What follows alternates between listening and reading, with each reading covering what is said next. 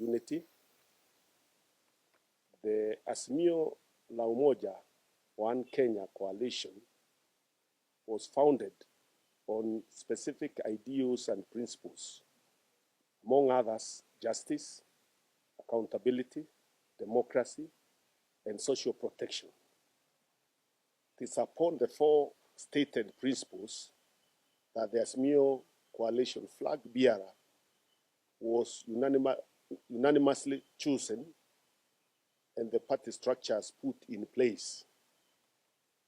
Unfortunately, and devoid of consultation or concurrence of the coalition, an Azimio affiliated party has since donated its top officials for appointment as cabinet secretaries in the current government. This is in spite of the fact that Azimio la Umoja One Kenya coalition is firmly in opposition as a check and balance on the government. And indeed, in our constitutional structure, there are two sides, the government and the opposition. Those who win the election form the government.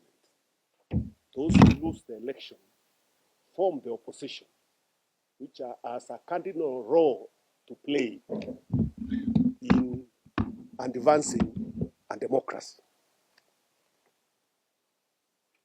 If the recent protests by the gallant youth of Kenya is anything to go by, the current government has lost credibility and the confidence of the people. While the foregoing is as clear as day, peaceful demonstrators agitating for a better future have been met with disproportionate use of force, exacerbated by rising cases of daylight abductions and extrajudicial killings, which are an eerie reminder of the pre-constitutional days. Therefore, the inclusion of members from an Azimio-affiliated party in government is untenable. Neither can the same be considered a government of national unity. As a matter of fact, all indicators point to a government united against the people, who continue to anchor for change, reduced cost of living, better living standards, rule of law, and justice. It is against this backdrop that we as PNU cannot, in good conscience, follow our brothers from a section of the Azimio coalition into the government. That would go against the party ideals upon which our party was founded. Our support for the ongoing protests, dubbed Gen Z protests, was never about enjostle for positions. Neither was it about sharing of power among a few of us. Therefore, choose to err on the side of accountability, on the side of the Constitution of Kenya, and the principles that bid us as a democratic nation. Anchored upon the foregoing, the Party of National Unity, as a constituent party of Azimio coalition, at a special NEC meeting held today, resolved as follows. 1, that the Party of National Unity hereby gives notice to the chairperson of the Azimio la Umoja One Kenya coalition party to immediately convene a meeting of all Azimio constituent parties where an inclusive resolution should be reached on the way forward for the coalition. Because the current situation where we have members of Azimio in government and others in opposition is untenable. And therefore, a formal meeting, convened very urgently to discuss the current status of the coalition and decide on our way forward is the only way to resolve the issues that are currently bedeviling this coalition. Number two, that the Party of National Unity rejects any attempts at having a national conversation devoid of a legal framework. The same is a waste of time meant to hoodwink Kenyans and buy more time for the current regime. Number three, that the Party of National Unity stands for a strong and formidable opposition which is capable of checking government from without government and devoid of conflict of interest for the benefit of the people of Kenya. Number four, that any purported national conversation must be anchored in law and be preceded by the immediate release of all detained political prisoners. Indeed, we call them GNC who have been arrested and detained by political prisoners, for that is what they are. And the protesters.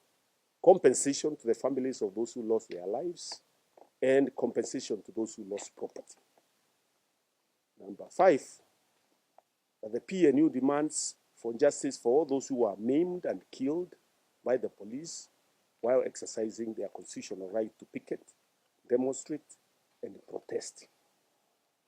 Number six, that the constitutional rights are not negotiable, and all Kenyan citizens with the will to continue protesting should feel free to do so.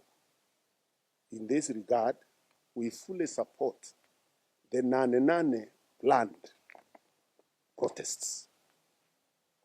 And we warn the police and whoever else may want to cause mayhem to desist from doing so.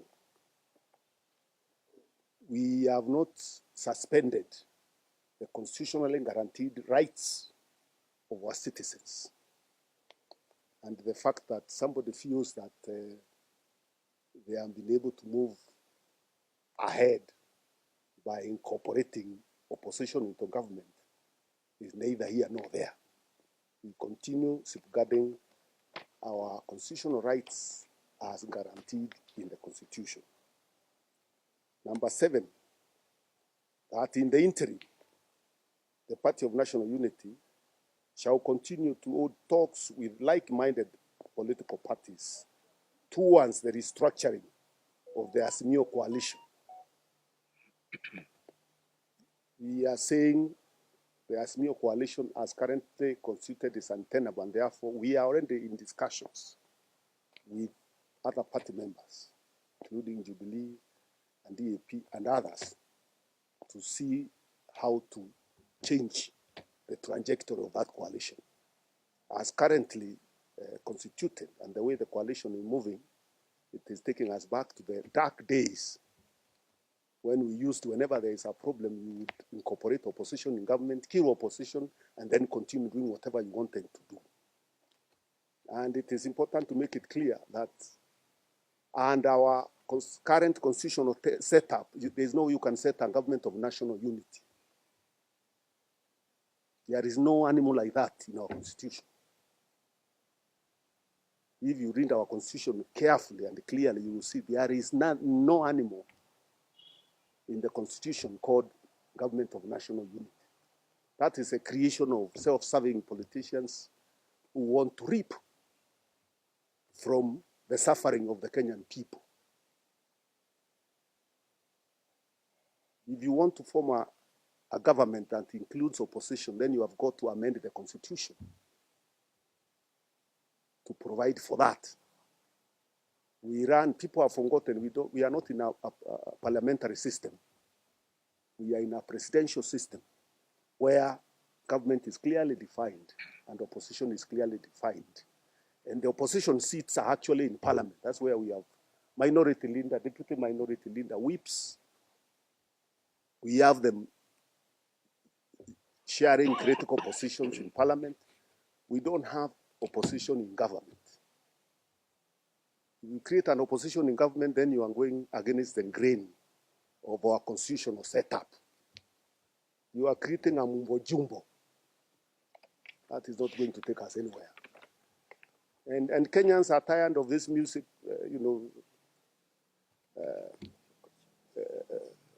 musical chairs where you move one chair this side and then you move it another side without addressing the underlying issues that are affecting the citizens. Our economy is in very bad shape. Companies are closing.